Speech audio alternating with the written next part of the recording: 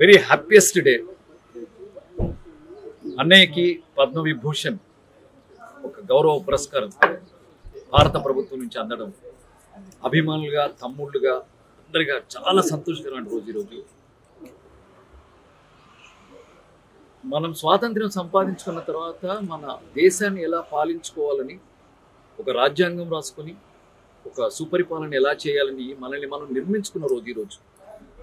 ఈ మాట ఎందుకన్నానంటే అలా తమని తాము నిర్మించుకొని ఒక సమున్నత స్థాయికి ఎదిగిన అన్నయ్య చిరంజీవి ఆ స్థాయికి తగ్గట్టుగా ఈరోజు పద్మవిభూషణ్ రావడం చాలా గొప్ప విషయం, సంతోషించదగ్గ విషయం.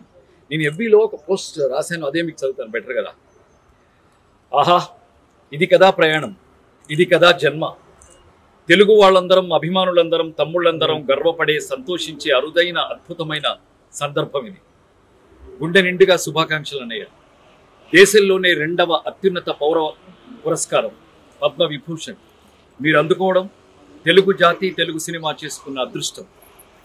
ఒక సమగ్ర చిత్రానికి, సమున్నత శిఖరానికి, సదాశయ ప్రయాణానికి, సచ్చీల సంస్కారానికి, సముచిత సమాధానానికి, సమయజ్ఞత మూర్తిమత్వానికి, కృతజ్ఞత ప్రతిరూపానికి, మా అన్నయ్య చిరంజీవికి, మా మెగాస్టార్కి, మా గుండె గదుల అపురూపానికి, వినయభూషణుడికి, విజయభూషణుడికి పద్మవిభూషణ్ గౌరవం దక్కడం అద్భుతం, ఆనందం.